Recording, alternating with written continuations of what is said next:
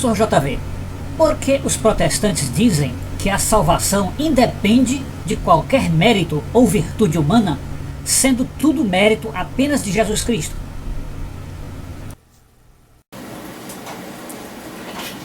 Sim, querido. É lamentável que isto ocorra, porque a expressão bíblica acerca do livre-arbítrio, ela é, vamos dizer assim, grandiosa, é uma coisa extraordinária. Então não há o menor resquício dentro da palavra de Deus, o menor vestígio de que o livre-arbítrio seja reduzido, o livre-arbítrio seja uma coisa insignificante, uma coisa que alguém depois possa requerer o contrário dele, ou algo que Deus depois fosse desobedecer.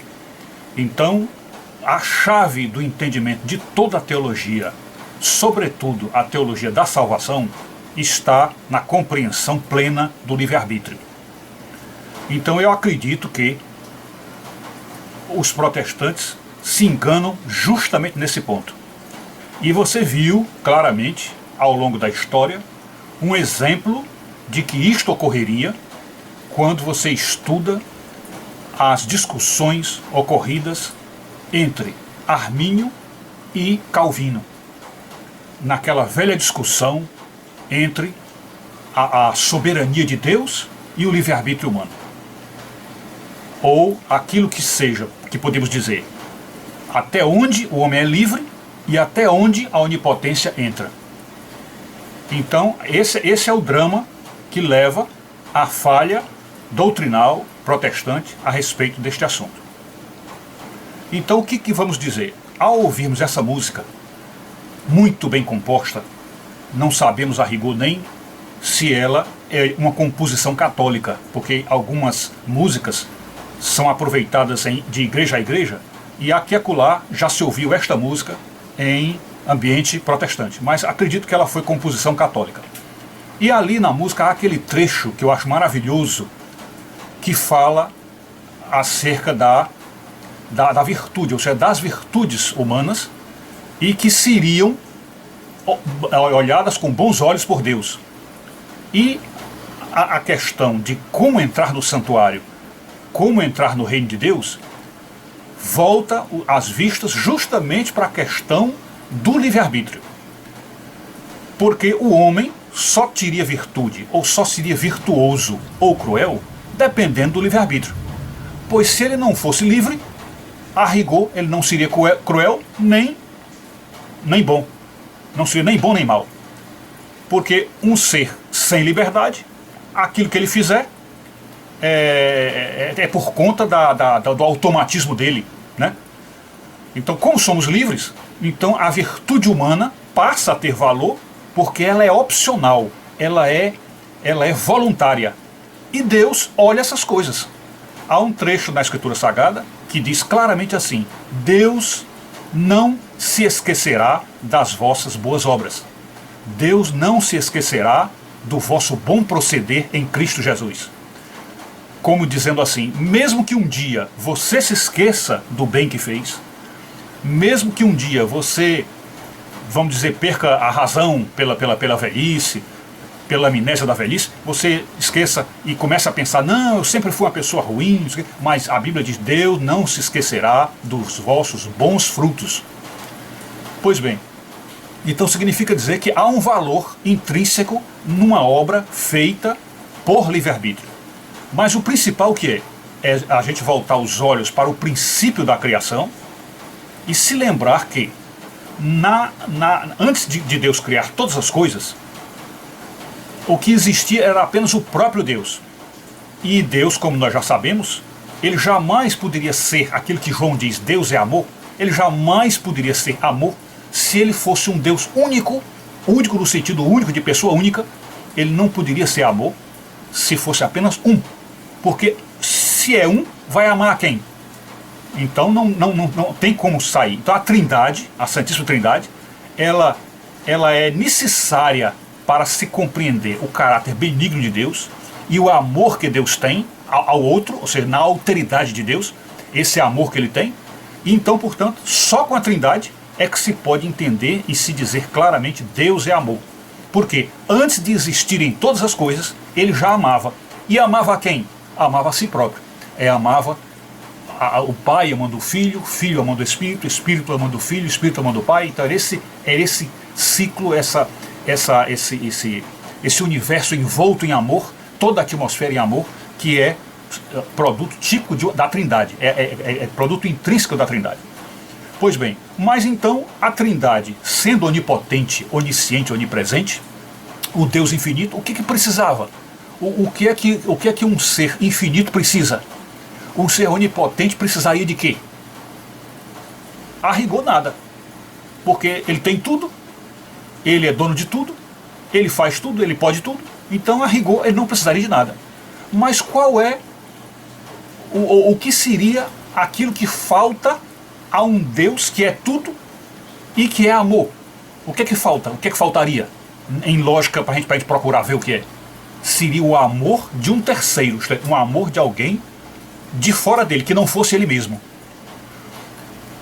Então, evidentemente que em certa altura do tempo, que também não sabemos mesurar, até porque o tempo de Deus é completamente diferente do nosso, mas uma certa altura, uma certa circunstância, Deus pode ter sentido, ou digamos assim, é complicado a gente entender isso, mas Deus então sentiu que lhe faltava alguma coisa.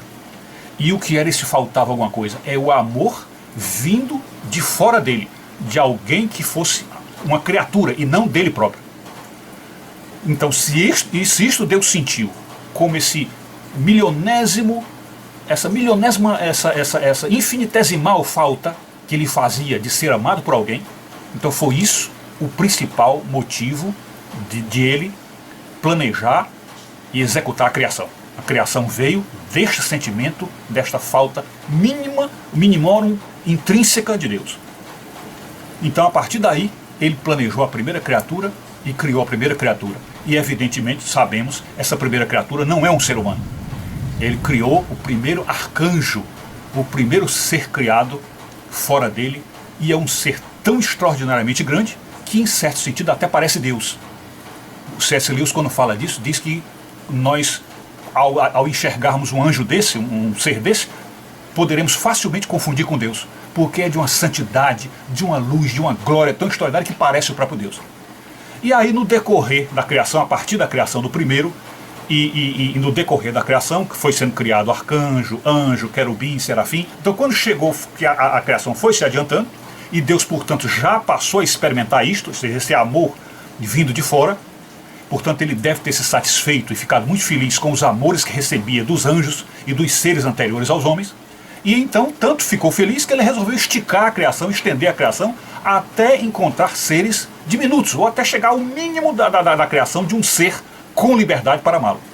Então, é claro que existem seres abaixo de nós e que não têm essa liberdade porque são autômatos, como é o caso dos animais, das plantas e outros seres da criação. Mas o ser mínimo e que tem consciência e liberdade de amar é o homem. E então Deus foi na criação até o homem. Enfim, quando alcançou o homem, aí entramos naquele lado da teologia que fala realmente da queda, então entra a queda do homem, e com a queda o homem perdeu todo este encanto, toda esta glória, todos esses poderes que Deus deu no começo. Porém, para recuperar o homem, havia necessidade, e tudo isso eu estou adiantando bastante, correndo muito, porque nós já estudamos isso. Então, havia necessidade de Deus vir à própria terra, a terra onde estava o homem perdido, e se transformando em homem, se humilhando, se reduzindo ao máximo até chegar a ser um homem, para resgatar o homem. E foi então à cruz, na cruz morreu, ressuscitou, e aí está a nossa salvação. Pois bem, só que o que é que Deus gostaria que o homem fizesse? Qual é a parte de Deus? Que os protestantes dizem que é a fé.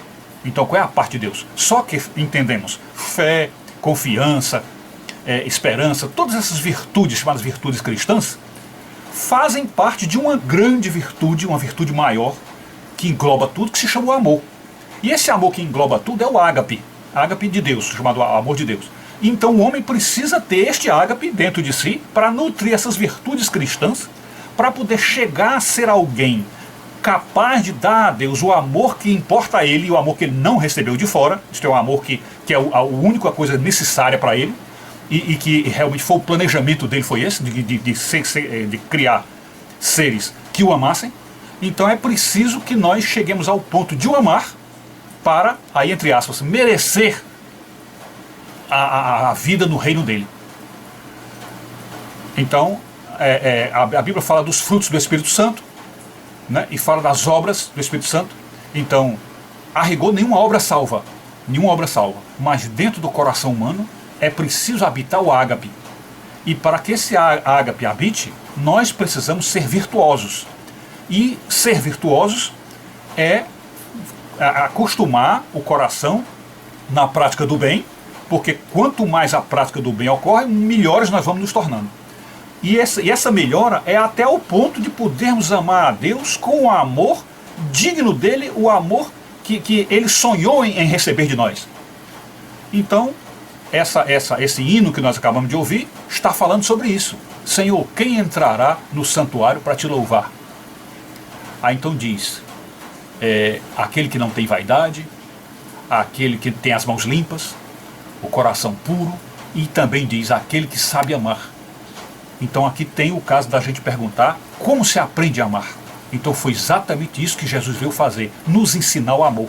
Tanto é que ele disse assim, ninguém tem maior amor do que este, daquele que dá a vida por seus amigos. Então quando ele deu a vida por nós, ele mostrou, isto é o amor, é isto que se deve fazer, é isto que Deus quer de nós.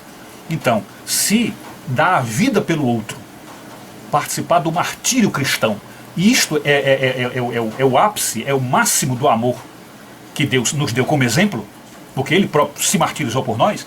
Então significa dizer que nós precisamos imitar a Jesus. E o apóstolo São Paulo disse isso, sede meus imitadores como eu sou de Cristo. Então Paulo imitava o amor de Cristo, nós precisamos imitar o amor que Paulo imitava e precisamos, portanto, ter este amor em nós.